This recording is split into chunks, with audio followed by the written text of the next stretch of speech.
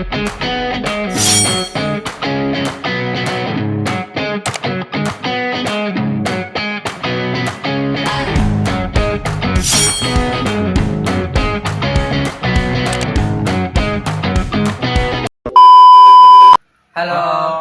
Perkenalkan, nama saya Muhammad Yakub dan saya Muhammad Fikram Fudail. dan kami mahasiswa Sekolah Tinggi Agama Islam Negeri Majene, Jurusan Syariah dan Ekonomi Bisnis Islam. Prodi Hukum Ekonomi Syariah.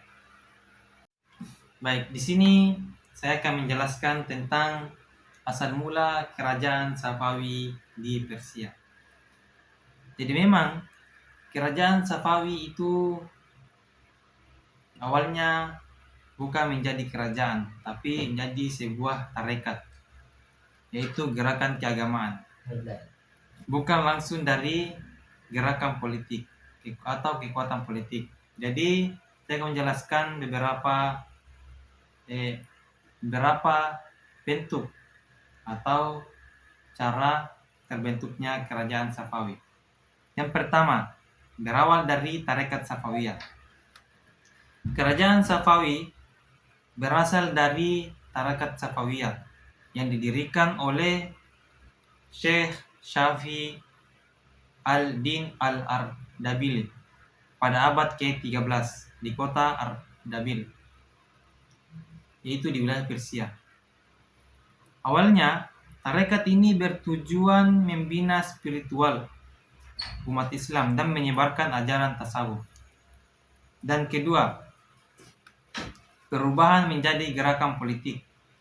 Beberapa generasi sejarah Syekh Syafi, para pemimpin tarekat mulai membangun kekuatan militer dengan pengaruh politik.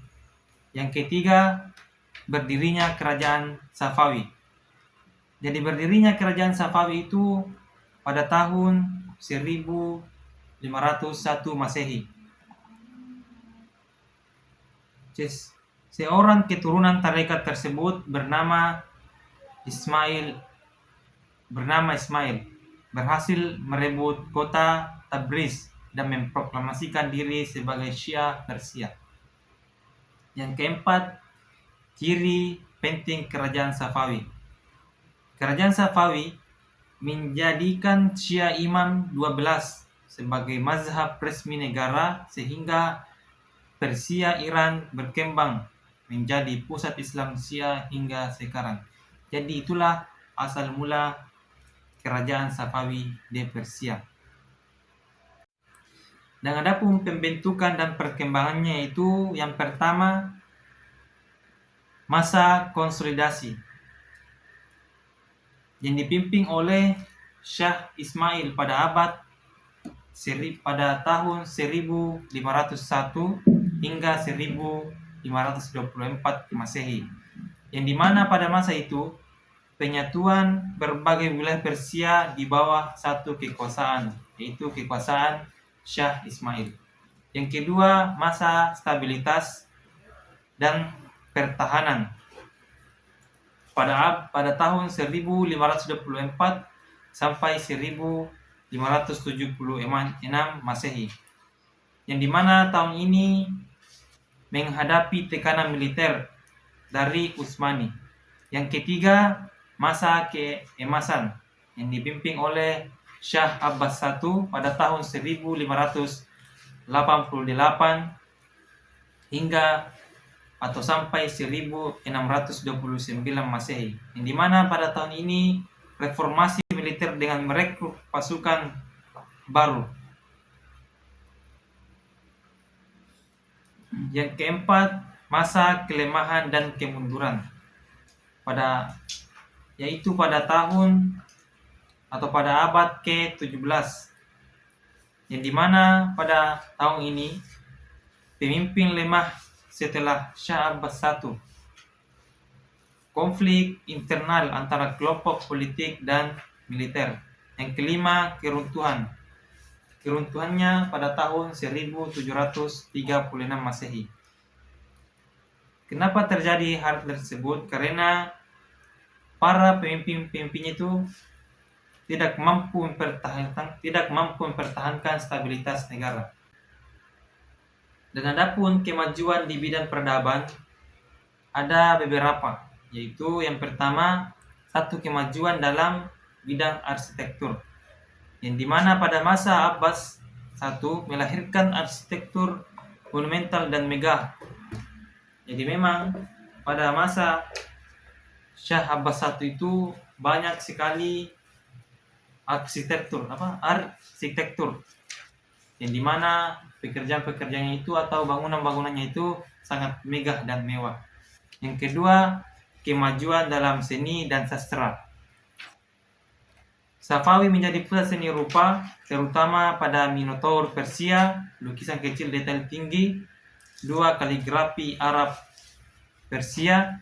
Tiga, seni ukir dan kerajaan logam. Yang ketiga, kemajuan dalam industri dan ekonomi. Persia menjadi penghasil karpet terbaik di dunia dengan motif dan teknik anyaman inovatif. Yang keempat, kemajuan dalam ilmu keagamaan dan pemikiran Syiah. Ulama Syiah diberi posisi penting sehingga lembaga pendidikan Syiah berkembang pesat di Persia itu sendiri. Yang kelima, kemajuan di bidang pemerintahan dan administrasi. Reformasi militer dengan pasukan profesional Ghulam menggantikan ketergantungan pada kisi bas. Yang keenam, kemajuan di bidang kota dan infrastruktur. Perkembangan besar-besaran kota Isfahan menghasilkan tata kota yang indah dan fungsional. Jadi itulah penjelasan saya tentang kemajuan di bidang peradaban. Dan sini saya akan menjelaskan kemunduran dan kejatuhan. Yang pertama, pemimpin lemah setelah Syah Abbas I. Setelah wafatnya Syah Abbas, penguasa paling kuat Safawi kerajaan dipimpin oleh raja-raja yang lemah, kurang berwibawa, dan tidak memiliki kemampuan militer maupun administrasi yang baik. Dan yang kedua itu konflik internal dan perebutan kekuasaan.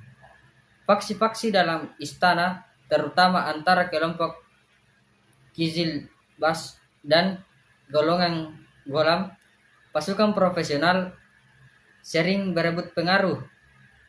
Pertikaian internal ini menyebabkan lemahnya pertahanan negara dan semakin merosotnya stabilitas politik.